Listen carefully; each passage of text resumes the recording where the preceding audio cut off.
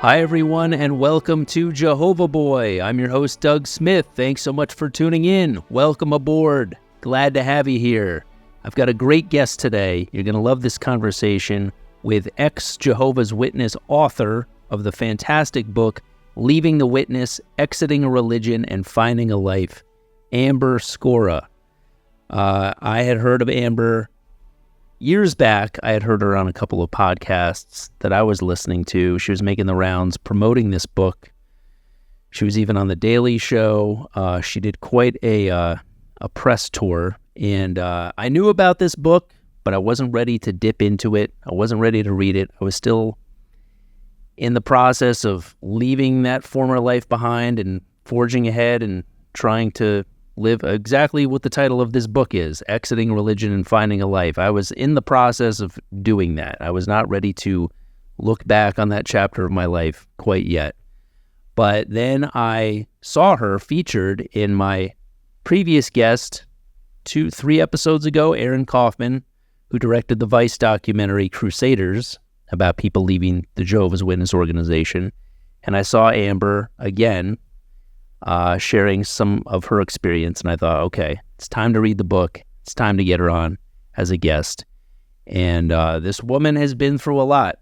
This conversation gets pretty heavy at times, especially toward the end, because she has endured what I believe to be the worst tragedy one can experience. But I felt like it was important to discuss because it's incredibly inspirational how she's chosen to live her life and continue to move ahead, take chances, and not let fear get in the way. When I was messaging her, trying to get her on the show, she said that she doesn't really do interviews about Jehovah's Witnesses anymore. She's a writer. She's not a one-trick pony. She's written countless things. This may be her biggest claim to fame, but this press tour she was doing for this book 4 years ago came to an end. Her book is still selling quite well, but she was saying she doesn't really do Jehovah's Witness interviews anymore unless they're funny. I try to keep it as light as possible, but this book at its core, I would say, is really about reinventing yourself after realizing that everything that you've been taught is a lie. And I suppose there is something darkly funny about that. But it's a pretty heavy book. It is funny, though. It is funny how self-righteous the witnesses are about the most harmless, mundane things that we're forced to abstain from. And, beyond taking the moral high ground about sex and drugs and things that actually can be harmful, I was reminded of some things through this conversation with Amber that I had completely forgotten about.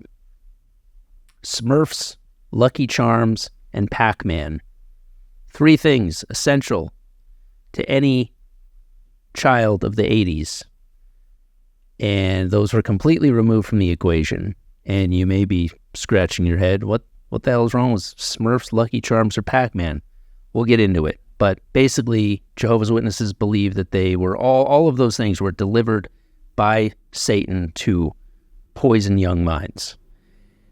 They have an aversion to anything magical because of they think it's linked to the occult, and they think it opens your mind. It's a portal to the world of Satan and evil spirits. So the ultimate irony, of course, is that the Bible is basically one big collection of magic tricks.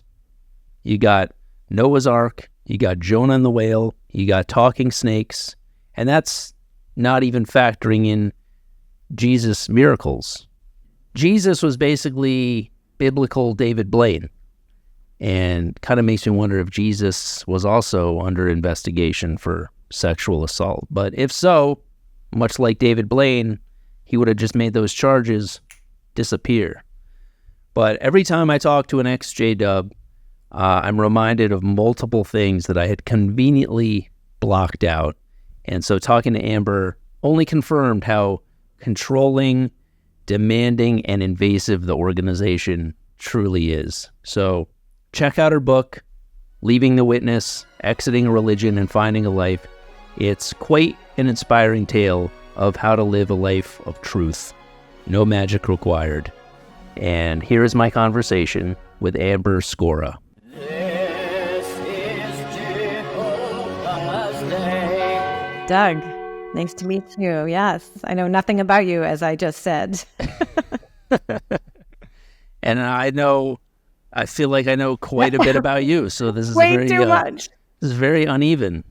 The cards are, I shouldn't say stacked against you. I think it's good that an interview knows about his guest. It doesn't always have to be the inverse.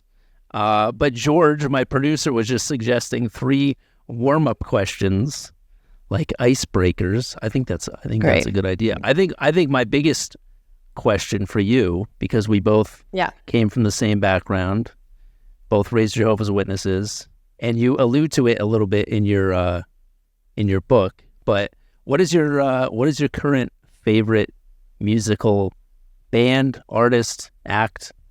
What are you into these days? Oh my God, I can't remember what I put in the book. I don't know. I have a few. Like, it depends on what mood I'm in. As a Canadian and a woman, I sort of like Alanis Morissette, because she embodies this sort of like anger, but yet sexy anger, not bitter anger. I also really like LCD Sound System. Oh yeah, lately they're awesome. Yeah, I saw them on their fake out farewell tour in 2000. When was it? 2010, 2009. No, okay. It's funny you mentioned that, because it's one of the biggest regrets of my life, and believe me, there's been not a few of those. One night someone said they had an extra ticket to one of those concerts in New York, but it was in the middle of winter and it was so cold that I was like, I didn't go. So mad at myself. But they're back at it. It was bullshit. Anytime somebody announces a farewell tour, you can rest assured that will not be the last you see of them. So was it good? Is it as good? You though, can still see him. It was great. Yeah, it was great. But I could go see him probably next weekend if I wanted to. So I'm actually meeting up with our mutual friend Aaron for coffee later today. So I'm getting a real healthy dose of apostasy today. Wait, so your relationship Just what I need. has blossomed? It's blossomed. Do you do that with all your guests, or just Aaron in particular? Well, most of my guests I have known for some time beforehand. So, but I'm branching out. But yeah, we just wanted to be able to catch up some more. So yeah, he's coming to Park Slope for a little coffee hang. How did you find Aaron? So I watched his Vice documentary, and which is also how I had known about you beforehand. I remember hearing you on. I think I had heard you on a podcast or two when your book came out. Your book came out in 2019, right? Yes. Yeah. Okay. So Leaving the Witness is the name of your book, and it's quite an epic tale of your journey in and out of the Witness organization, which we'll get into. But so I saw you in his documentary, in his Vice documentary, and so yeah, I had known that you had written the book, but I was not ready to read your book because up until very recently, I was still kind of, I wouldn't say in denial, complete denial of my past, but I wasn't ready to dip a toe back into that world. You know what I mean? Even if it was from somebody who left, I just didn't want to re-enter that. Even if it was somebody sharing their experience of leaving. I get it. When did you leave? How many years ago? So I left, I'm 40 now. I left when I was 20. So 20 years ago. Oh my gosh. Oh, okay. So I actually kind of wanted to ask you the question of whether I'm notorious or not. Because whether you're notorious. You know how you're a trailblazer. There were these fabled people who became apostates. I remember growing up. I grew up in Canada, and there was some guy in Alberta, I can't remember his name, in Lethbridge, some small town, who had sort of gone rogue and become an apostate and brought all these followers with him and formed some new religion. And I remember he was always notorious. Everyone talked about him, but nobody really knew where he was or what happened. And so when you leave an organization like that, the one blessing and curse, the curse is that you get shunned. But the blessing is that you have no idea, like the aftermath and like the way that all the bad things that people say about you, you're just like blissfully unaware. So once in a while, when someone who's a new apostate, let's say, someone who's left the Jehovah's Witnesses like more recently, they'll get out and like I'm kind of like the first person they contact, even though they don't know me, but because I'm notorious and I'm just a person on the outside. So definitely have had people that like come out and then like inform me like on all the things that have happened since I left in 2008 and all the things that people, how scared they are of me or like the things that people said about me. I always find it really fascinating. Yeah, I mean, I can fuel the notorious title if you want. I can go to a Kingdom Hall as an undercover brother and hand out flyers with your face on it. Watch out for this one. She's well, it's bad funny news. because one guy that left told me that like, and I don't know if he was just kidding me, but he was in the Bethel, which is like the world headquarters for Jehovah's Witnesses. And he said, no, they have like wanted, like most wanted apostate posters. Do they? Like, really? Oh, that's amazing. However, I will say this, which is very interesting, is that over the pandemic, I was doing a master's degree, and at some point along the way, this is why I think I might be notorious. I just thrive because in the real world, I'm really quite boring. So it's like to know that in a parallel world, you're like notorious is quite exciting. But I did a talk, and it was honestly to have found this Zoom talk that I was on. It was like a panel for some obscure, professor's interest area, but it was online. And I think you'd have to have a Google alert on my name to find this because nobody would ever find this panel I was on. Anyway, a couple weeks after the panel, my professor emailed me and said, "Oh, Amber, I got this letter. I just want to show it to you because I'm just thinking about how to respond, but it's from the Watchtower headquarters." And in the letter, I open up the attachment. I see this letter from Paul Gillies. He's like the head of the propaganda department or like the PR department at the Jehovah's Witnesses. And basically he sent a letter to my professor trying to discredit me. And basically like saying that all of these things that I had said on the panel were like sort of, I was like a disgruntled Jehovah's Witness and that ex-Jehovah's Witness and that, there's a lot of people leave and there's misunderstandings. But of course, everything I said is in their own publications. So what I did was I looked at the letter and then I thought, and I just literally like looked at his number on the letterhead and I dialed up the number and called him, Paul Gillies, directly. Anyway, he knew who I was when he answered the phone and he immediately hung up, put it that way. Yeah, he didn't have the balls to talk to you at all? He did not. Well, what I said to him was, I'm like, "Oh, hello, this is Amber Scorah. I just wanted to let you know, I received a letter my professor sent that you had sent to him. And, I see in this letter that you sort of dispute some of the things I said. And I think that the best way for us to resolve this, I'd be so happy if you would come join me on a panel at Harvard where we could revisit the topic and my professor can moderate." And then he was like, "I'm sorry, I think I have to go. Bye."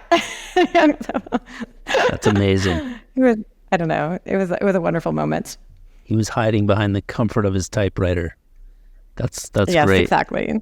I mean, that's pretty cool. I didn't know that they had a list like an FBI's most wanted list. Now that's become my number one goal. I wish I didn't know that. I don't know. I mean, I guess I don't know how else he found the panel, but the other thing that's funny is that I actually now live in Brooklyn Heights, which is where, of course, the world headquarters of Jehovah's Witnesses were up until a few years ago when they sold off all of their buildings for $1 billion. Was it only one? I feel like they could have gotten 3. Only one. If they had waited until now. I know it was a billion mark. I know they hit the billion mark. But yeah, I know. I thought the same thing. I was like, you sure it wasn't more than that?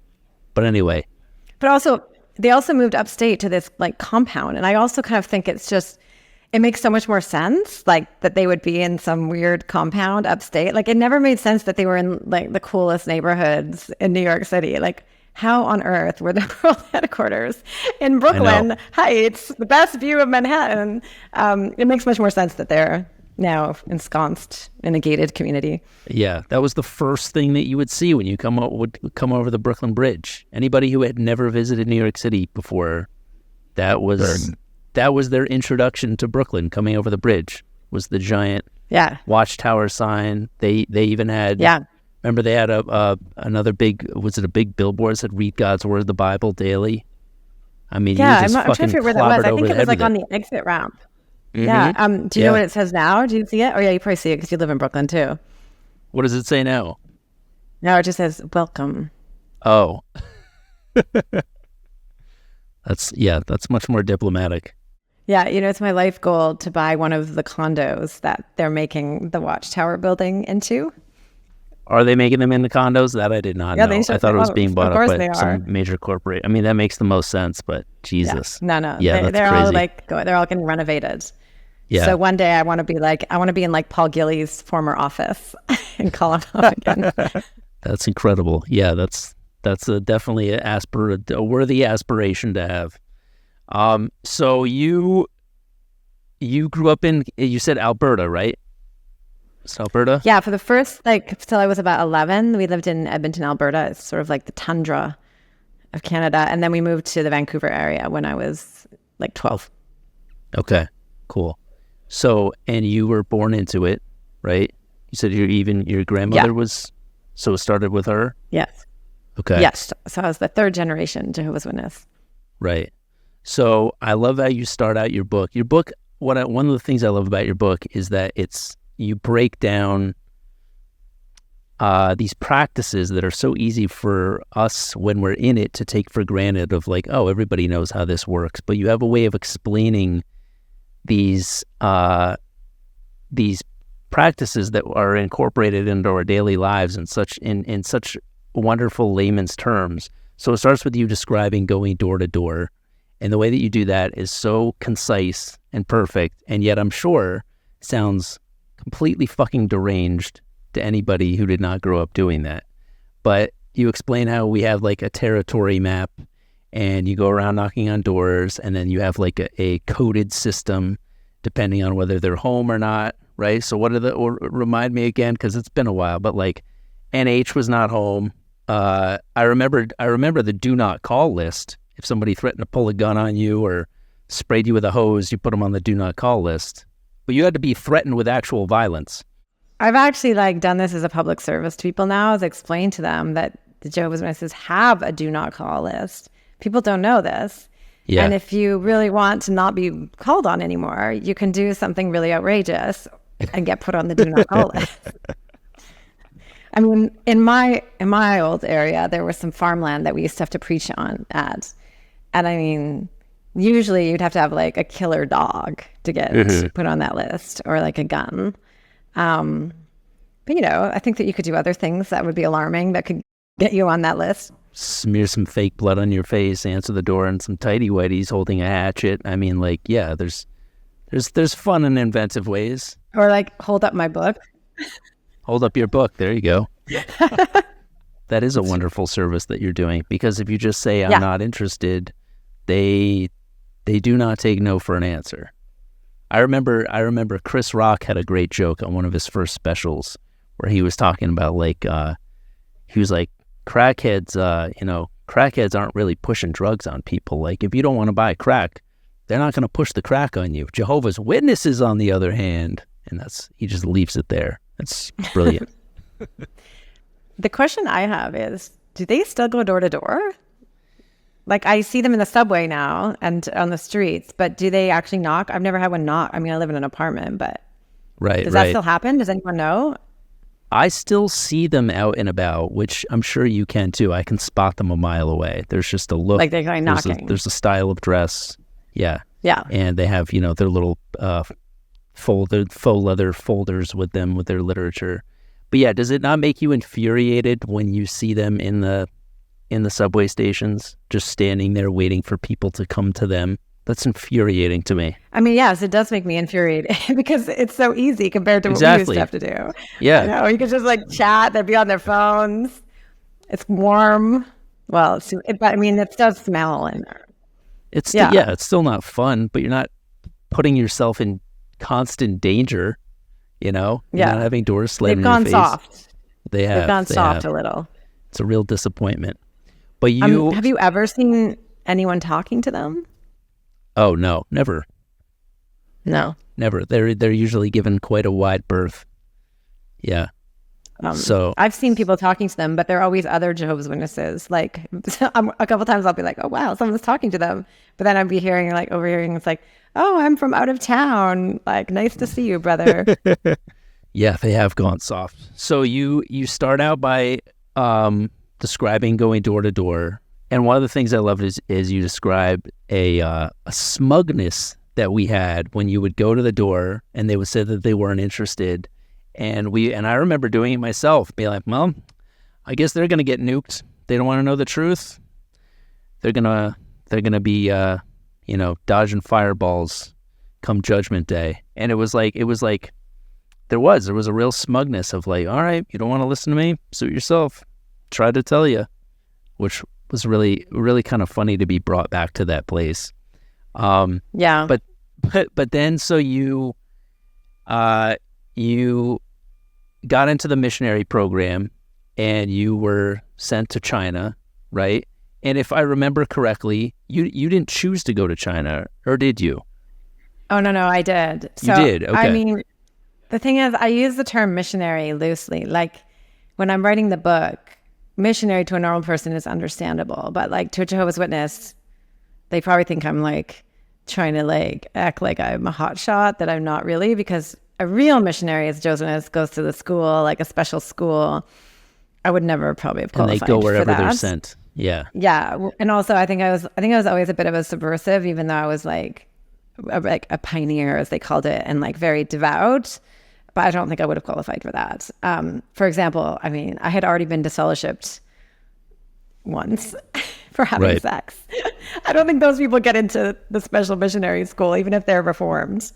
Yeah.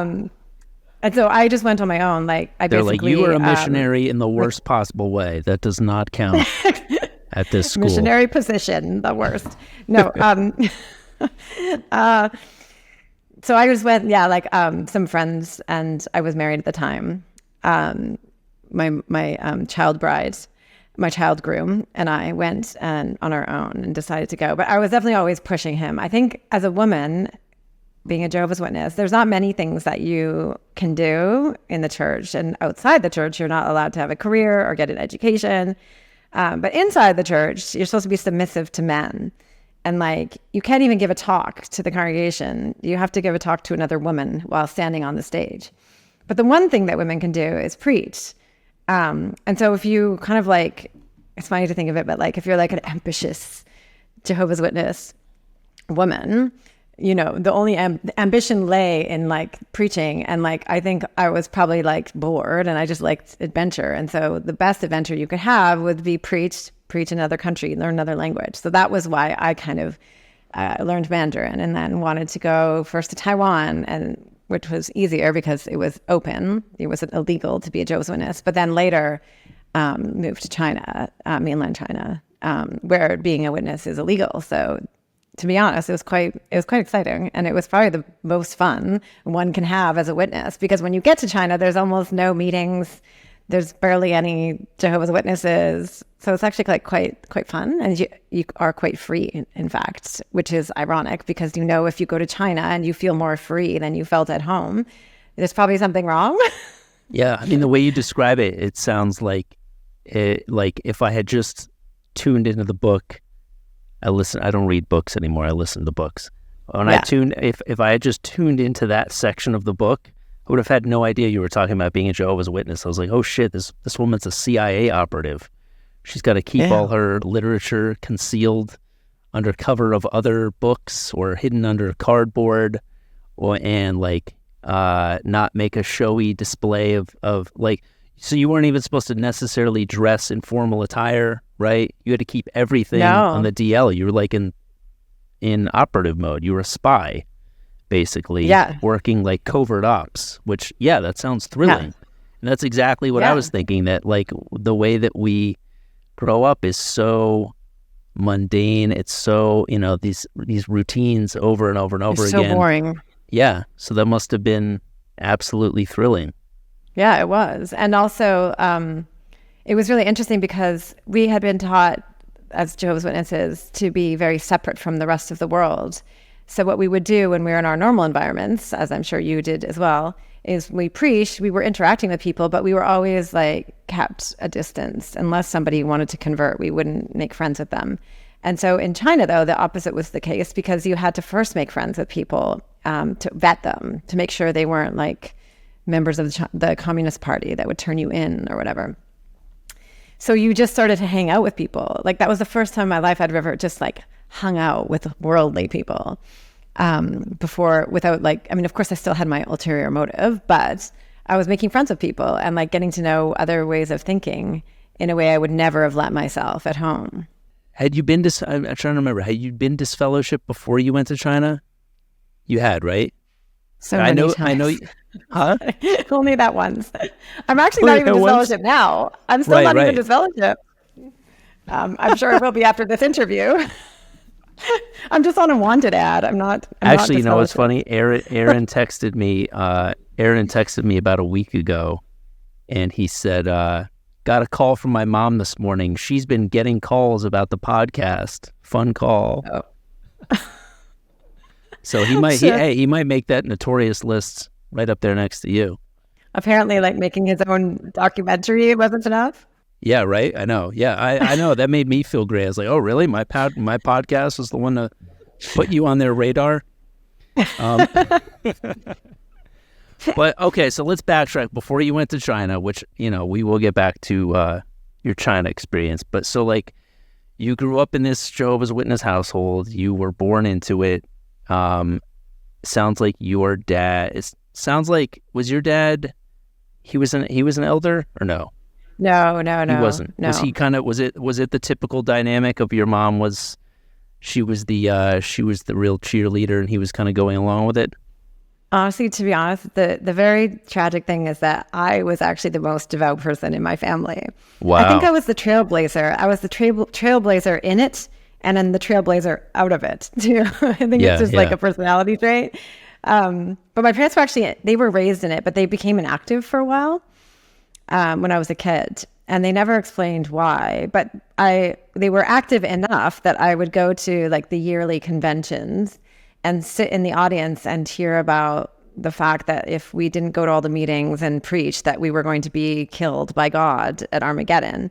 So, you know, from the age of like, as early as I can remember, I remember being really scared. Like, I don't know if I was a neurotic child before that or if that made me the neurotic child. I think there's a case to be made for both to be true. But I sort of would like have nightmares and like I would sort of like think about all the time how, oh my gosh, like, you know, that forms your worldview. I thought that we were all going to die because my parents didn't go to meetings.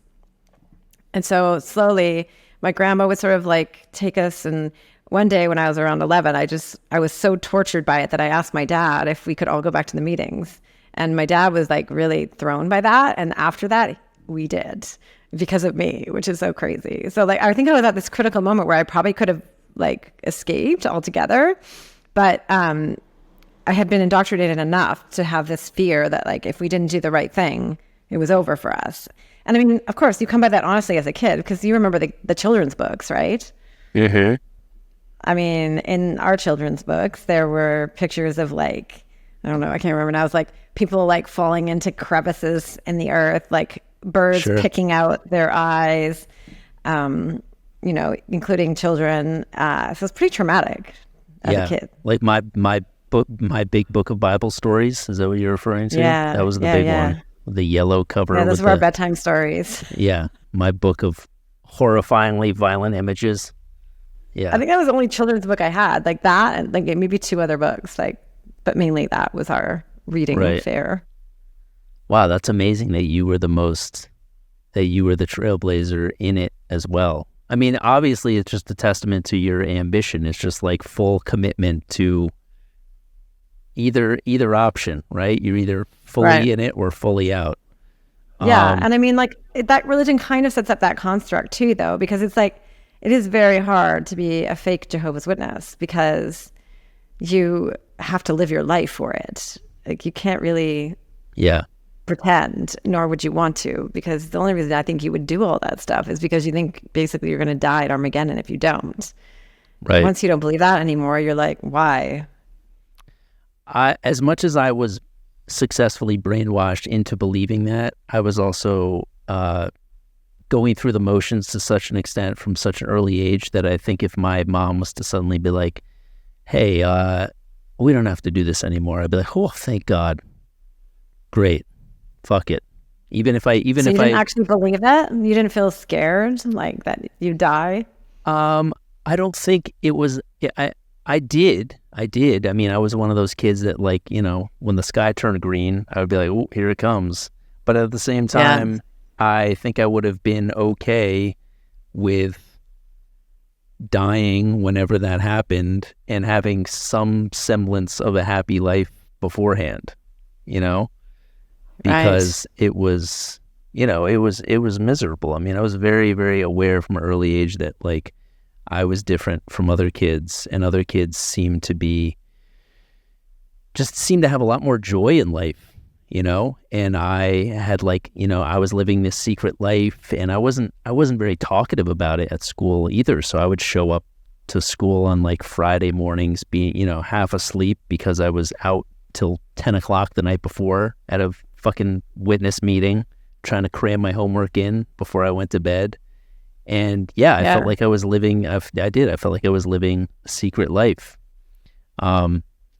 So yeah, I don't think, I think if my parents would have pulled the trigger on leaving, I would have been pretty thrilled. But that's, you know, honestly, that's impressive that you were that committed to it and that you pulled your parents back in. I don't think I've ever heard of that instance before.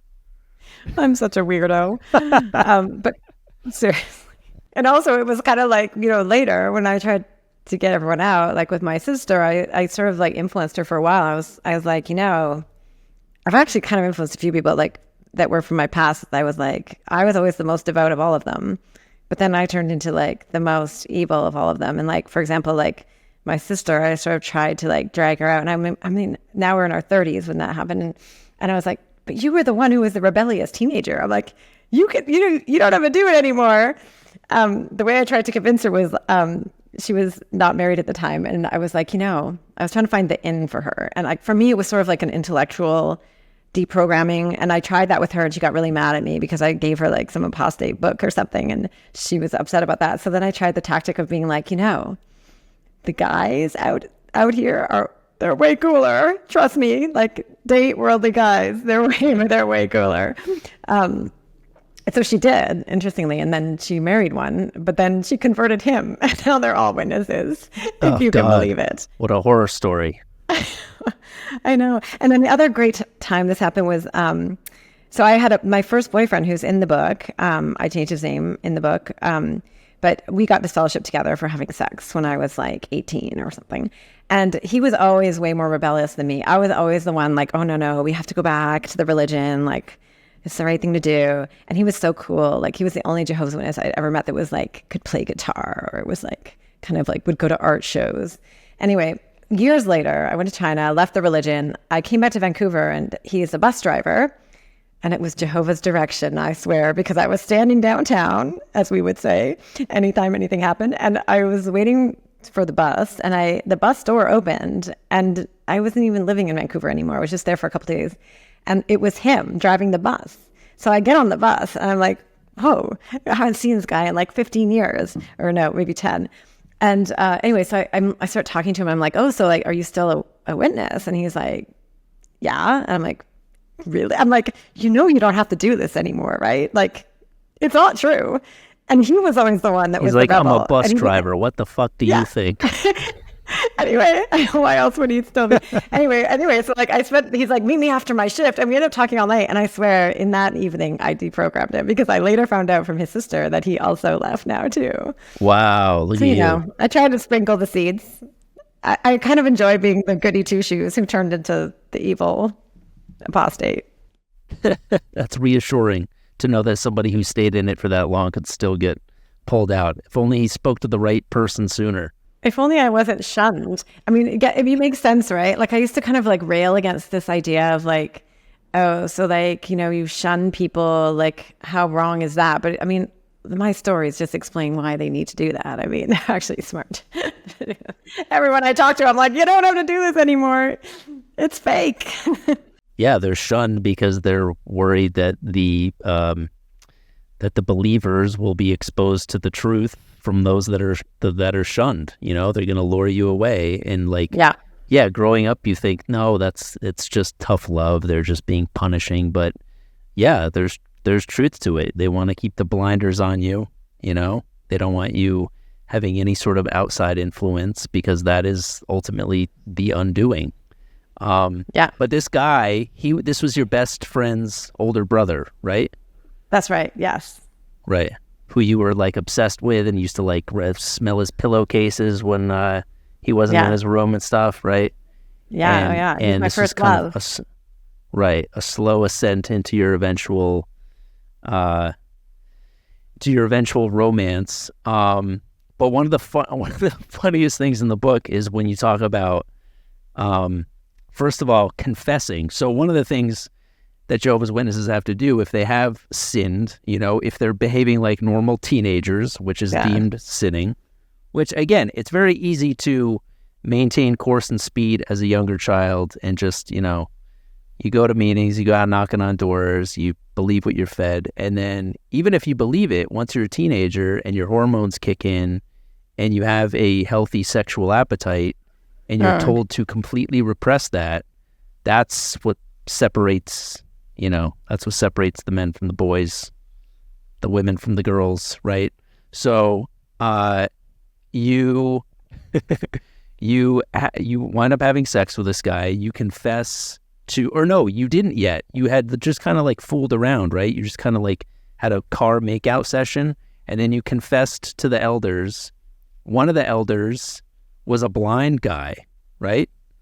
And you had to describe in detail what you did to a blind guy.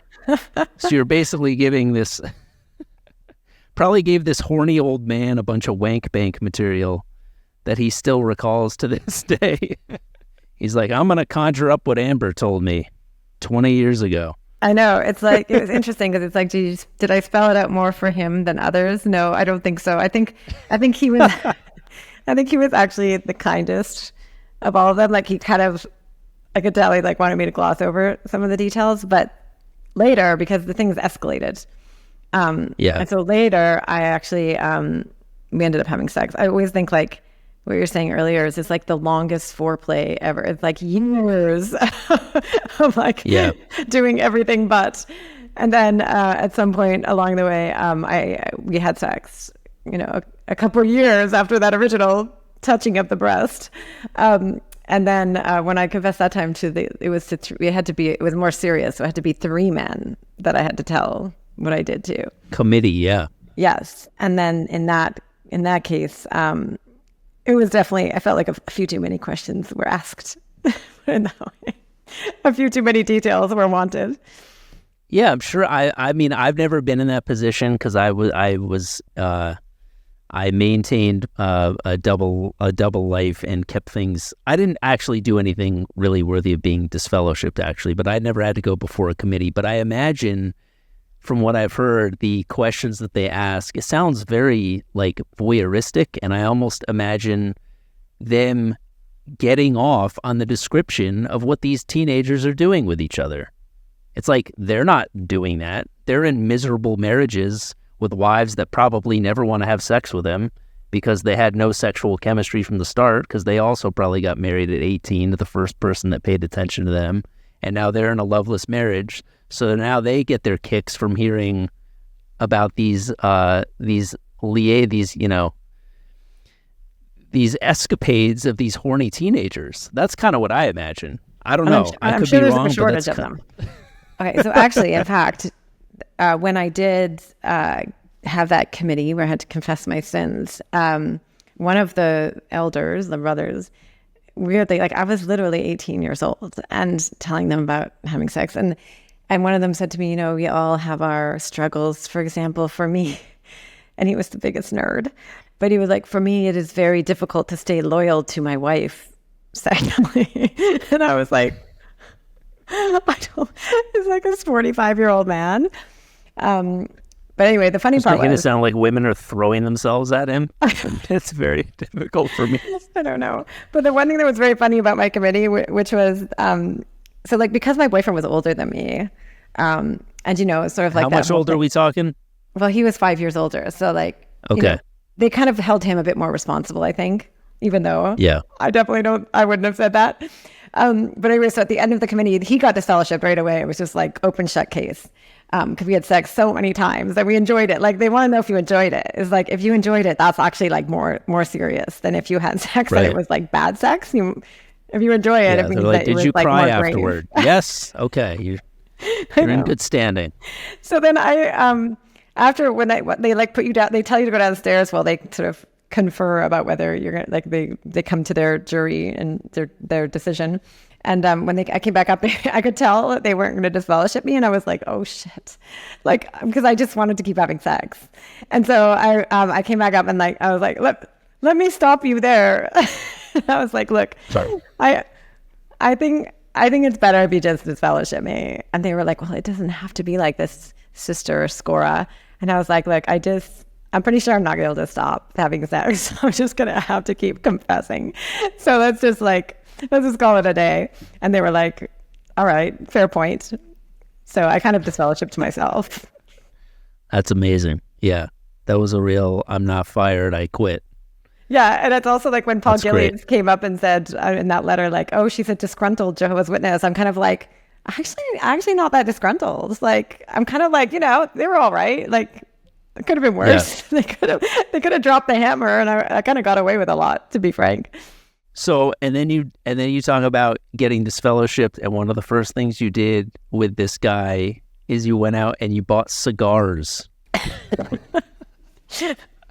which is such a perfect metaphor for the Jehovah's Witness experience of making up for lost time and trying to get in what you feel like you missed out on. It's like the world is your oyster and you don't even fucking know where to begin. It reminded me of like the time that my sister brought me to FAO Schwartz when I was 10 years old. And, it wasn't for a birthday occasion or anything. She had just gotten a new job, and she was like, she was my older sister, and she was like, you get anything in the store under $50. And I was so overwhelmed by all the choices that I roamed around the store for 2 hours, and I walked out of there with a fucking FAO Schwartz t-shirt. And something about hearing about you buying cigars was like, well, do I go to the porn shop? Do I drink a fifth of tequila? Do I have a gangbang? Yeah, I'll smoke cigars. That's like the smoking equivalent of a gangbang. Also, it was so gross. But it was a good gateway. Yeah, right? It was a good gateway because like if you start with a cigar, it's like very easy to become like a real smoker after that, a chain smoker. Because it's just like nothing. You get disfellowshipped, and then you realize that you had kind of been like you had kind of been not using this guy, but kind of looking to this guy as a source of like basically trying to find your identity. You still didn't really know who you were, right? Yeah. Which I really related to. Like you don't have an identity as a witness. That is just removed from the equation. It's all about just following orders, falling in line, not questioning anything, not having any, individual thought. You bring up these things that again were like such an instant recall for me. Things that were forbidden as witness youth, which sounds so ridiculous now. Like, what'd you say about Smurfs? Smurfs are considered to be these creatures, which Smurfs were very popular when we were growing up, which seemed so harmless, but Smurfs were like these, basically like deemed these demonic creatures that would like come to life and poison your mind. Did you ever hear the one about the Smurf that jumped out of the wallpaper? Like someone had Smurf wallpaper. It was this tale of sort of like a cautionary tale. Like someone like went and put Smurf wallpaper on their bedroom wall, and one night the Smurfs jumped out of the wallpaper onto the floor. Wow. They were demonized. But do you ever wonder how is it that Smurfs got that? Like why not trolls or like Care Bears? Right. Cabbage Patch Kids. I mean, why Smurfs?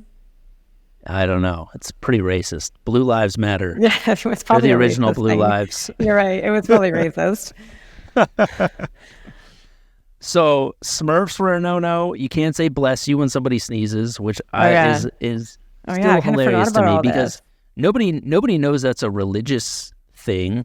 That people just think you're an asshole. If somebody sneezes right next to you and you don't say anything, they don't think, oh, they must think that there's some sort of pagan origin was saying, they just think, what the fuck is wrong with this prick? Like, say something. So that was one of the first things that I jumped on when I left was I would say bless you across the fucking room to somebody. Bless you. I love saying bless you. Wait, I started having sex nonstop, and you started saying bless you. We all have our proclivities. I really had my priorities in order. Yeah, that's funny. I don't think I've said bless you to this day. I think I just like feel like it's not my culture or something. Oh, I cheers a lot though. I love cheers. We weren't allowed to do toasts. Just FYI, everyone. Cheers were not allowed. We did drink. We did actually drink probably quite a bit because drinking was the one thing you could do because thank God Jesus drank some wine in the Bible. It was like a free pass. In moderation, which again, I mean, not too many people are able to do that. But yeah, it was kind of, I think people took their liberties with that. I mean, I was grateful not to be Mormon for that reason alone. Right. It was like, there's like, in many ways, like, well, the Mormons got to go to university or whatever, or like, but like, we got to drink. Yeah. So, but like, Smurfs, bless you. You bring up Lucky Charms. Like, you couldn't have Lucky Charms cereal, which again was like, oh my God. And I wonder, like, I don't really, when I eat cereal now, it's like a late night dessert sort of thing. Like, I don't eat junk cereal for breakfast. Yeah. But Lucky Charms is probably like my favorite junky cereal. And it's not, I don't think it's inherently like the best cereal, but it made me realize I think that's why I love it so much because it was just like forbidden fruit, you know? Honestly, Doug, you're making me feel like I'm not living. I've never had Lucky Charms either. I'm going to go buy some tonight. No, you were just like sex, just sex. That's all that I needed. A steady diet.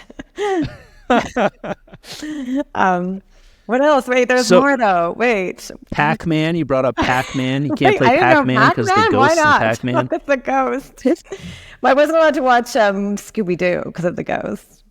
Oh yeah. Definitely no. Scooby-Doo always creeped me out anyway. I was never a big Scooby-Doo fan. But yeah. So you left as most people do because they want to have sex and can't, which is why I left. I made sure to have sex before I started saying bless you, just to be clear on that. Did you say it during sex? Yeah, that's my dirty talk. So you wind up, this relationship ends. I know we're kind of jumping all over the timeline here, but you go to China, and then while you're in China, you get a job. That's where you get a job with podcasting. Yeah. Right when podcasting began. Right. This was back in 2007, 2008, right? Yeah. Okay. So yeah, you were very much on the forefront. So then you're working with a guy that you have not met in person, who you're having kind of this online relationship with. It's a work relationship. Starts out as a work relationship. Yeah. He finds out you're a witness and starts asking you all these questions that you had never been asked before, right? Yeah. Which made you really start to, all these things that you had kind of taken as fact, kind of taken to be, these universal truths. He started questioning you on these things, and you would regurgitate the answers that we're told to give, because we are trained to have rebuttals for people. I almost equate the meetings that we would have before going out into field service as like a multi-level marketing sort of pyramid scheme. Like, you ever see the movie Boiler Room, or like even like Wolf of Wall Street, where they get all like pumped up, They get like, they rally the troops, they get pumped up, they have like rebuttals for, they have rebuttals for people's rebuttals. Like, if you say you're not interested, you have a spin on that. If they say I'm Jewish, you have a way to kind of reroute that. So we're trained to have answers for these questions that non-believers have for us. But this guy, Jonathan, right, was his name? Yeah. He was asking all these questions that you really could not come up with answers that were satisfying for him. And it started to make you question things, right? And that was ultimately your undoing. Yeah, and he would point out something really interesting, which I've seen when I've had conversations with witnesses who are still witnesses now, if you do try to challenge their beliefs, is that I would be like a normal person engaging with him, but then like a switch kind of would flip. And when it came to like talking about the beliefs or like defending the beliefs, it was almost like we would, as you say, we would have these rote answers. And the crazy thing is that because we did it on GChat, you know how GChat saves everything that you chat. Later, when I left the witnesses and I was writing my book, I would go back and read it and I could see it in real time, the way that there would almost become this change in the way I was talking when I would sort of switch into my JW brain. And then I could flip out of it and be like a normal person. But we sort of had to, I think, have these two sides where, you know, the things that had to be protected and had to be believed, we kept in a sort of like space in our brain that was sort of inviolable. Mm-hmm. Yeah, I 100% agree. Like you can kind of be in a relaxed conversation, and then when something is brought up to you or something is questioned, yeah, it's almost like you go into robot mode. You're not even conscious of what you're saying. You're like, this is what I have been trained to. It's almost like we were like the original AI, you know. It's like it's not coming from our own mind. It's something we were programmed to say. Yeah. So if it hadn't been for this guy, do you ever think like how much longer would I have stayed in this? What would my life look like now? Do you credit him? Were you not starting to question things at all before this? Actually, you know what I credit when anyone asks me is I credit going to China and being in China and learning Mandarin, because eventually, like, I think he became the door that I opened to get out. But I was in a place because of having been in China and immersed in a different culture that was so different than my own culture for so long, that I think that I had sort of opened up spaces in my mind to allow other things in. And as I said, we were allowed to have friends now that I had relationships with people that thought differently. And I think another big thing was preaching in a language that's not your mother tongue. You know, well, number one, in Canada, like US or anywhere, like nobody even answers the door, let alone lets you sit there and study the Bible with them. So you didn't actually hear yourself teaching people this. You just ingest it. You just take it in at the meetings.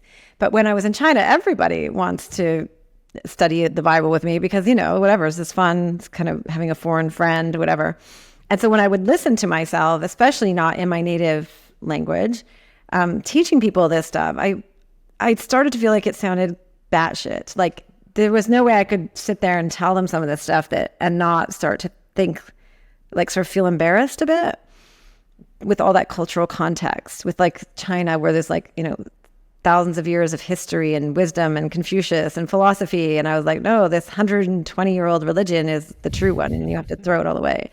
So I started to feel embarrassed. So I think that was a big contributing factor, but also because I was doing that podcast, it was the first time in my life I had ever done a creative project. I didn't even know that sort of thing existed for me.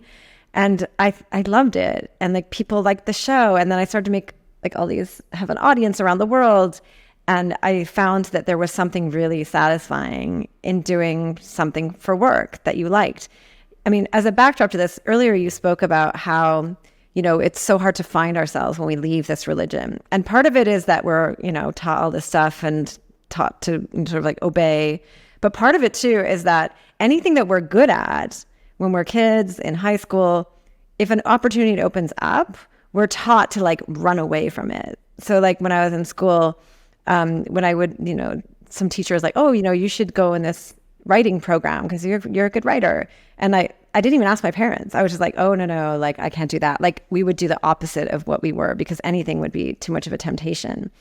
So I think there was something about like doing something that you liked, that you loved, and you could realize there was some way to get fulfillment outside of religion. And that was like a very slippery slope for me because suddenly I realized like, oh, there's actually like very, like you felt like you could self-actualize in a way that felt really good, in a way that your religion did not. Mm-hmm. Yeah. Yeah, no, I like how you pointed out the fact that when you were preaching to these to people in Mandarin, and like you said, they have this rich culture that goes back thousands of years, and you're trying to teach them about this 120-year-old religion and questioning the idea of creation and there's one true religion and one God, and getting these quizzical looks from them. Yeah. That must have been a real eye opener. And I'm sure you must have been kind of taken aback, feeling like you were insulting them to a certain degree too, right? It's insulting their question, their intelligence and their culture. Yeah, it was embarrassing, honestly. And also, like, there's all kinds of stuff around family. Like, Jehovah's Witnesses would be like, to be a witness. If they got to that point, they know they have to sort of leave their families behind. And in Chinese culture, like, family is everything. It's just like all the things we were requiring seems like it just started to seem made up after a while. And then turns out it was. Right. Yeah. So I want to ask you too about this book that I think, was it Jonathan that brought to your attention, this book written by the ex-governing body member? Yeah. The number one apostate. So I don't know about this guy or this book. I had never heard about this before. No. Who's the guy? What's the book? Oh my gosh. So there's this book, and this was one of those sort of apostate folklore things I had heard about before I left.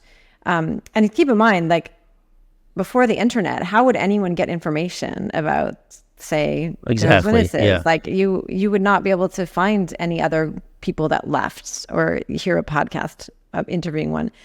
But there was this book that a guy in the 80s who was one of the very head honchos of the Witnesses, the governing body, he started to kind of wake up the way that we did. But he was at the headquarters and he was quite elderly at the time. And he started to see that the organization was getting more and more like extremist kind of. And so he started trying to like push back from within. But eventually it became clear that he was like pushing back too much, and realizing that this organization was actually like subverting the Bible and like theology. And the thing is, he was still a Christian after he left, unlike me, but he kind of saw the same things wrong. So he wrote this really intelligent book, and he was an insider and had all this information that wasn't accessible to the rank and file Jehovah's Witnesses. So Jonathan like tracked down this book and sent it to me. And I was a little afraid of it. By this point, I was sort of more open to being like, okay, like, I'm not going to not read something. I think that I should open myself enough to like be willing to challenge what I believe. And I remember I started to read it, and I went to a wine bar actually, 2-for-1 wine before 7 p.m. I think that helped to start opening and reading the book. But within, I don't know, like the first chapter, I remember feeling this overwhelming feeling of like relief, because I that far in, I started to realize like, oh my gosh, it's not true. It's this religion, my whole life, like the belief system, it's not true. And I wasn't ready to like walk away from it at that point, because oh my God, you're so entangled in it. I'm in China. I'm like a missionary. I've never had a real career, or like my families and my friends. I don't have people on the outside. But I remember still, I felt this sense of relief that I was like, oh my gosh, I don't have to do it anymore. Like, if it's not true, I don't have to do it anymore. And that was what that book did for me. Once I got to the end of it, I was like, I'm done. So you have this revelation that this is this thing that you believe very strongly in. For how old are you at this point? I was like 32. Okay, so this entire belief system that you had for 32 years, you're now completely done with, because this guy has urged you to question things and given you this book, and then you basically, it started out as a work relationship, but it becomes it turns into something else. You're still married. Your husband is with you in with China, my child right? bride husband, my child groom. Right, and you got We've married been together like 10 old? years now, or whatever, more than 10 years. Okay, right. And so you're kind of having this kind of online intellectual affair in a way. Yeah. This whole time, and then you decide to meet up with this guy for the first time, right? Yeah. And you wind up having sex, but then what happens with this relationship? It's not all it's cracked up to be, right? Yeah, but I mean, what is it cracked up to be? When you've like only spoken online, and you've like, yeah, no. So basically, like, I think for me, what it was like one of those turning point. It was one of those relationships that, and we're friends to this day, but it was exactly what I needed at the time to get out. Because I think that like to change your life to that degree. I've read some research since that talks about one of the only ways that someone will get out of a high control group like this or a cult is if they have an intimate relationship with someone on the outside. And that doesn't mean it has to be physically intimate. It could be intellectually or emotionally intimate. Just the fact that there's someone you trust is telling you things that sound scary and against everything you believe in and that could actually blow up your life, but you trust them. And we had gotten to the point because of, I think it was much easier. I don't think I would have ever done this if he had lived in Shanghai and we were meeting for coffee every week talking about this stuff. There was something about in our religion how all of the things that were wrong were like bodily, you know, like everything was the flesh, the weakness of the flesh. And because I couldn't see him, but I could talk to him, it was like this back door where I could sort of gain this intimacy and enough intimacy where I trusted him. But then to actually get out of my marriage, you know, as a Jehovah's Witness, you cannot leave your husband unless you cheat on them. Like the whole construct is set up such that like you need to actually commit adultery to end your marriage. So basically Jonathan became that person for me. And it's not like I didn't plan to, I felt really bad afterwards, but I also realized it was like what I needed to get out, to get over the hump of like getting to the point where I was like, okay, I'm out, I'm escaping. I sort of had to like, it's like I said in my book this actually, everything when you're a Jehovah's Witness is about apocalypse. Like everything's about everything getting destroyed, blown up. Everything is on these like very dramatic terms, the way that you think about the world when you're living in a religion like that. And so it was almost like to end that part of my life, I had to blow it up in some way. Like you had to do the worst thing. And they set it up that way because you had to commit adultery to get out of your marriage. You couldn't just leave. Like you had to have sex with someone to be able to get divorced. So it enabled me to do that. And of course, how like, convenient. You're like, twist my arm, why don't you? I know, but of course I feel bad. It caused carnage. Like it hurts people. Sure. So it's not like you're right. Take that lightly. You are pushed to do that because if you hadn't done that and you just voiced concern to the elders of like, I'm not happy in this marriage, I don't believe this anymore, it would have been this ongoing, continuous effort to try to rope you back in. And I had done that. Reprogram you. Yeah. I had done that. And it was ongoing and they never let you go. They just like want to have more meetings with you and they don't believe you. And especially as a woman, I don't think they think of you as having agency. So even when you're standing there telling them, that is not really an option available to you. Right. Well, I've made a couple of notations here. Some really interesting points when you realize that the truth about Jehovah's Witnesses and the fact that they are a cult, because I was in denial about that for a long time. You said if it is the true religion, shouldn't it be opening to constant questioning and scrutiny, which it's not. Everything is just dismissed and shut down as soon as possible. They have to retrain or eject the doubters in order to survive. They're elitists that have divided the world into us and them. There's a myth and illusion of love withdrawn at the first sign of nonconformity, which that's absolutely true. They do profess to be the most loving, welcoming, embracing, non-judgmental people, but that's only true if you fall within their very tight, strict parameters. Yeah.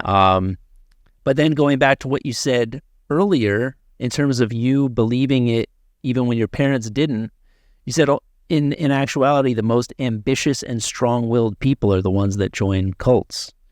So you, because it seems like you have, I mean, correct me if I'm wrong, you are, I guess, a bit of a seeker, for lack of a better word. You want to know, right? So if you're just very complacent in life and not really seeking to know more or learn more or strive for better, I think that's true. Any sort of cult documentary that I've seen, people that are born into it, that's one thing, but people that join cults, very rarely are they, they're not like simple-minded people. They're people that want more out of life. So I thought that was an interesting point. But then you had the question. Oh, sorry. I was going to add just one thing is that the other thing I think has really been interesting to me to think about for a long time is all the smart people I know that are inside still. And so you might think like, oh, there's like docile, you're like docile or like easily led, so that you would stay in a group like this. And a lot of them were born into it, like me. Like I would have never joined had I not been born into it. But the thing is, I remember very clearly, like, what is the thing? And the thing is, belief is a choice. And because you're invested in something, your family's in it, your friends are in it, you want to live forever, whatever it is, the thing is that hooks you. No matter how smart you are, you can still at the end of the day make a choice to believe it because it's worth it to you to do so. And then basically what happened to me at the end was that when I got to the point where intellectually I could not believe it anymore, I couldn't choose to believe it anymore because it was not impossible. It was not possible for me to believe it anymore. So like, I always think about that. It's like anyone could be in a cult. It's not like some special person. But it's because, I mean, even you see it now with politically or anything, you can choose to sort of exclude the information that is uncomfortable or that challenges or that like threatens the life that you have, that you, as you know it, the life that you want to have. It's not about how smart you are or docile or anything else. Right. And I'm sure a lot of the smarter, more intellectually savvy people that you know that are still in it, I'm sure that a lot of them probably question it. But another thing that you bring up was you said I was in the truth because I was afraid of the truth, and then you kind of questioned, am I happier? And you didn't know if you were happier. You knew things were easier then, and I think that's true too. I mean, I still know. I don't really know. I'm far enough removed from it now. I don't know. I'm not connected to anybody that's still in it. But I know that there were plenty of people that were still in my congregation that stayed there when I left that didn't believe it, but that had invested so much time and energy into it and had this community and this family life that to leave and hit the reset button would just be too much work. And they may not believe it, but it's it takes a lot of effort and courage to blow up your life and start over. And I think a lot of people are just like, well, I don't believe this, but it's too late to turn back now. Yeah. And what's interesting is that since my book came out, I've gotten thousands, I would say, of emails from people. And what's really interesting is I think that it's hard to imagine that you could have another life or that you could be happy or that it'd be worth it. But I have never once in all of these thousands of people. Oh, sorry. Do you guys have that happening? Yeah. I got an email warning about this. I don't know why it's not happening on my phone. I guess they don't want me. Oh my God, that was so loud. Well, it works. Isn't like a worldwide It's Amber Armageddon. It's Armageddon. Oh, there it goes for me. Well, apparently in Brooklyn Heights we'll get warned before you in Park Slope. Elitist motherfuckers. Yeah. Exactly. Anyways, what was that? Before Armageddon distracted us. I remember. Okay. If you want to keep it and the thing is that like of all those thousands of people who have written me and who have left, I've never once heard anyone, no matter what trials they've had to endure, or what isolation, I've never heard anyone once say that they regret it ever. Like they all will say it has been so hard, but I'm so grateful that I got out. And I feel the same. Like it was brutally hard and terrible things have happened, but like terrible things happen in life. That's just life. And the fact that I have authentic relationships now, that I have gone to school, that I can do work that is satisfying, and even that I can live my life with death in mind, like that I will live my life in a way that is truthful, as you say, because I'm not living in some fantasy to imagine that like I'm putting off my real life till some distant future where I'm going to live forever. And I think that's such a gift, because like if you approach your life not thinking of it as finite, you're going to do a lot of different things with your life. And I think there's a lot of meaning that's lost, which is like why I'm an existentialist now. I'm not religious, but I'm like, existentialism is the thing that to me is the closest thing to a religion, because it's the most honest and truthful. And I think it breeds appreciation, gratitude, and like when you just look at life as it really is, which is nothing is certain, Yeah, no, I think life being finite is a gift that they are denying themselves of, when they are under the assumption that this world is temporary, but everlasting life and perfection is a guarantee. Yeah, there's no impetus to think for yourself. There's no impetus to like have any real aspirations or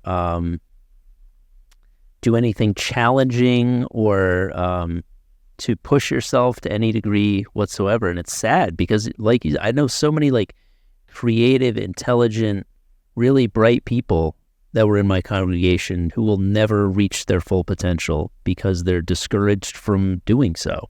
Yeah. So, so you leave, you have to acclimate to life on the outside. Sounds like similar to me, you had always wanted to live in New York City since you were a little kid, which I grew up not far from here. I grew up in Fairfield County, Connecticut, which is only like an hour and a half away, but I always wanted to live in New York because there was just like, I think it was entirely because of the energy and the excitement after growing up in a very quaint New England town. I call Ridgefield, Connecticut, the bubble. And it's like I grew up in a bubble within a bubble, you know, to be a Jehovah's Witness in this town that I grew up in. So I was always pining for so much more. And anytime I would take the train into the city, it was just like, I remember the second I would pull into Grand Central Station and walk out into that terminal, it was just like, wow, this is it. Like I wanted this from as early as I can remember. So you moved to New York, but you're like acclimating to life. And that's why I was asking you what kind of music you're into now, because you talk about all these things that were like, you did not know who Kanye West was. You were brought to a Kanye West concert and had front row Kanye tickets wasted on you. Yeah, back when he was school. I mean, I've always felt like a bit of an alien.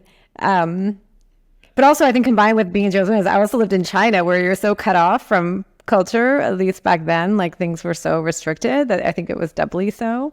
But yeah, I don't know. I think I'm a bit of a weirdo. I feel like I just sort of, I think even as a Jehovah's Witness, I think the thing is growing up as you always feel like a weirdo.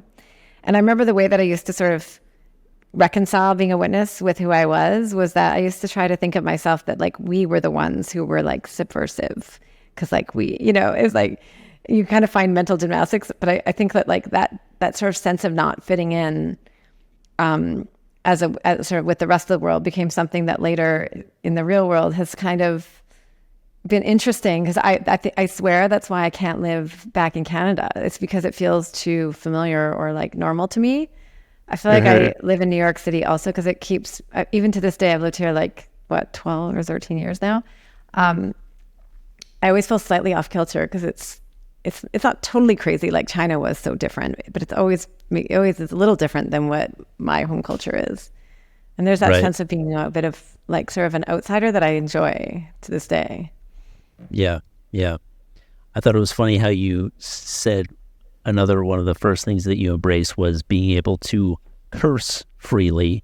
Yes. Because we have to constantly be in hyper diligence about our language, always speaking with, you know, Jehovah in mind, not bringing reproach upon his name, and kind of peppering your language with the F word after having never been allowed to use it before. Yeah. I remember when your dad died when you were 18, right? Yeah.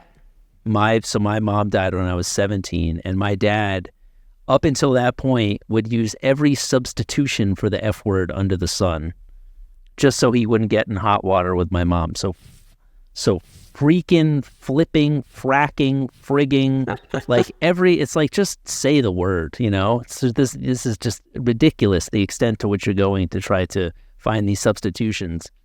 And that was one of the first things that he embraced when she died, was being able to just freely just let the F word rip. And I remember when I actually finally heard him say the word for the first time, I was like so taken aback. I was like, oh, you said it. How could you? So anyway, you're in New York and you're trying to figure out a way to earn money, because that's another thing that Jehovah's Witnesses are encouraged to work as little as possible so they can devote as much time and energy as they can into, you know, meeting attendance and ministry. So you don't have a college degree. You have a certain skill set, but it's still early on in the days of podcasting. So you have to scramble to find a way to make a living. So I was listening to your book, and I was trying to do like some other research on you as I'm listening to your book. At this point in the book, I take a break. I do some other research, and I read some more things about your life. And then you get to this point of the book where you talk about living in New York being kind of like this wonderful place where you have like anonymity because there's so many people here. There's 8 million people. So like if something tragic happens here, it's not like it's in a small town where everybody knows about it. It just kind of flies under the radar. You're not going to be front page news. And you also talk about you've endured enough kind of tragedy in your life, and you've had enough obstacles and hurdles in your life that you kind of view it as like, I've gotten that out of the way. It's kind of going to be smooth sailing now. And as I'm reading, as I'm hearing this part of the book, knowing what I now know, I'm thinking, oh my God, because I don't know that you're going to address this in the book, but you talk about you have a baby, and when your son is 3 months old, you bring him to daycare for the first time, and he passes away at the daycare center on his first day of daycare. So what were your thoughts in terms of your former belief system when that happened, if any? Yeah, that's right. When that happened, so that was like about 7 years after I had already left the witnesses. And of course, when you're a witness, so in case the audience doesn't know, it's not that there's so much heaven, hell type Christianity. They're more like you're going to be resurrected onto earth and live forever in paradise after you die if you're faithful. And so that's the kind of, thing that when someone died, for example, when our parents died, I don't know if this was the same for you, but like when my dad died, death was like final, but only semi-final. Like you always believed you would see them again. And so I had sort of in that 7 years since leaving the witnesses, no longer religious, don't believe in afterlife. And so to experience my child dying, if that kind of death was the first time I'd experienced death that felt so final. And then on top of it was my child who was perfectly healthy and there was no explanation for him dying. And so there's anyone who's lost a child knows is like, there is no way to cope with it. People universally, I don't care if they were religious or not religious, they still can't. There's no way of like really accepting it or being okay. But I think there were things that I did, that the experience of going through that in non-Jehovah's Witness world was really interesting in the sense that like all the things that we believed as witnesses were what made our organization special. For example, that like people would come together as a community and help people and support people or all these types of things. Like all of that happened out in the real world, but on like a very massive scale. So I got, in the midst of horrible suffering, I did experience like people, strangers, even like coming out of the woodwork to be supportive, help, offer whatever they could to try to help me get through that. And so that was like one side of it. And then the other side of it is like, what do you do with a death like that? It's like, there's, so it feels like hard to understand, hard to grasp, hard to like even make sense of. And so you just have to find other ways to make sense of it. And one way I did that was to try to do some activist work just sort of around maternity leave, because I hadn't wanted to leave my son yet, but my job said I would have to quit or be fired if I didn't come back to work that day. So I started to do some work around that and wrote an article about it. And of course, that didn't really help with the loss of my son, but what it did do is somehow like imbue meaning to his life that was so short. And then over time, I've sort of had a spiritual journey in a way. Like if you think about it, how do you cope with that? What do you call a spiritual journey? I mean, I think a religion co-opts these words, but I think about anything that you have to like suffer through as a spiritual journey in a way. And like you have to come to peace with it somehow in order to live. And so that's like what I had to do and it took many years to sort of, you almost have to rearrange your head about how you think about death or how you live with a death like that. Yeah. I thought it was interesting how you, it reminded me of how I have felt for so long in terms of feeling like I went through hell as a kid, so life should be smooth sailing now. Yeah. I paid the price then, so I shouldn't suffer now. And you have this illusion when you're a witness that life is so much better on the outside and everybody on the outside is happy and joyous and free, and like it's just all sunshine and rainbows. And then when you experience, and I have not experienced anything close to that since I've been out, but when you do experience any sort of tragedy or loss or obstacles in life on the outside, it's you know, it's a real kind of awakening and be like, okay, this is what life is. Life is about suffering and pain and loss, whether you're a part of this religion, that religion, no religion. It's just the human experience, and nobody's immune to that. I also kind of think what's really interesting about it is that now I've come, it's been a number of years since that happened, and I've also met other people. As you get older, I think I've noticed something is like it's just random. Like some people, everyone doesn't actually experience the same level of suffering. Like some people will suffer more. Like people in refugee camps. Like there's people who, like, I honestly, when I was in the midst of the worst part of my grief, the only thing I could do to hang on was literally I would think about around that time, like a plane crash somewhere. And I read about a family who all three of their children had died with the grandparents on the flight. And the only thing I could think was like, when I would be like, why me? I would think, well, those people lost like 3 children and their parents. Like, but what I've come around to seeing is how, like, essentially you get to around your 40s and you're like, okay, yeah, I can see like some people have had really horrible suffering. Other people have suffered, maybe not as much. You can't compare suffering, but like some people have undergone really terrible tragedies. And the thing is, one thing I have noticed is that, religion in a way to me felt like a way of trying to escape the true nature of life, as we've talked about, or like accept death as what it really is, or the finiteness of the mortality that we all live with.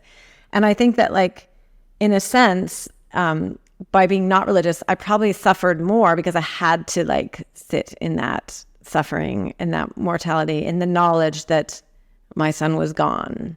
How could something that you created in your body like just be gone? It didn't make any sense. It's out of order. It's just, when your child dies before you. But I've noticed that like almost everyone I know that's gone through extreme suffering, like it does actually change you. And in many ways I think it's not that you're happier after, but like in some ways, I'm definitely not saying I'm happier, but like your life, you see life in a different way. And I think that like it is not a gift, but it is something that you are given from having gone through that like in some ways I think I see life in a way that I gain more meaning out of it almost, having gone through all of that suffering. Sure. I think it just kind of made me a better person, maybe, in a way. Like it just made me appreciate things more, or know how to help other people more, which I think I didn't really, until you've gone through it, you don't have the tools. And so it does give you that, if anything, which is something that, like, as a human part of the human experience, it's like, it does give us meaning to be able to help others, or to like have the language to like understand something that, you formerly would not have been able to understand or think that you could deal with. Well, you definitely, and I said this to a certain degree to Aaron too, like the irony is you really are helping others now by writing this book and by the activism that you're doing about maternity leave. We were raised to believe that we were doing a service by going out knocking on doors, which is a service that nobody wants. And and rightfully so, we had doors slammed in our face. And now like, I think about, you said these hundreds of emails that you've gotten from people that are, I'm sure so many people that are still active Jehovah's Witnesses, even if they don't believe it, that feel stuck because they don't want to hit that reset button. They don't want their families to ostracize them. They don't want to be shunned. But it's an amazing thing that we now live in a time, thanks to the internet and what's available to us and these resources, and people like you that are not afraid to share their story and their experience. And it's a real inspiring tale. So it's really, really amazing what you've done. So thank you for being so honest and courageous in all aspects of this. And but I think you're doing the same. You're giving people a place like to talk about it and have the freedom to like laugh about it, which I think is like also really healing too. I It's mean, fun we to, like, tried. You said, laugh I about know everything. you said you're like, I'm not doing any Jehovah's Witness shit anymore unless it's funny. And I was like, well, some pretty heavy shit we're dealing with. We had some funny moments, but I know, but I feel like, there's some gravity to it too. oh, it's a good balance. It was a good balance of both. Well, I thank you very much for doing this. I really appreciate it. It was great. Thank you for having great me, getting to Doug. talk to you. I wish you all the It was best. so nice talking to you. Thanks. Yes, you too. There you go, folks. Amber Scorah. Give her a follow on Instagram at Amber Scorah, AmberScorah. Make sure to check out her book. It's fantastic. Whether you are in the organization or not, it is a truly inspiring tale. Please give me a follow on Instagram if you're not already doing so, at WhoDougSmith. And of course, please remember to subscribe to the Patreon, patreon.com/JehovahBoy, $5 a month. Unlimited access to full ad-free video of every episode. We're going to be putting out some bonus content very soon. I promise you. Again, rate, review, subscribe, spread the word, do what you can to tell people about this podcast. That is how things grow. Do your part, please. I appreciate the listenership, but tell other people. Get the word out. Do God's work. It's God's work. Do it. And please email the show if you want to be featured on the show. Share your story. JehovahBoyPodcast@gmail.com. And subscribe to my YouTube for extended clips. YouTube.com/@WhoDougSmith. Thank you so much for tuning in. I truly appreciate you and your support. I'll see you next week. Goodbye.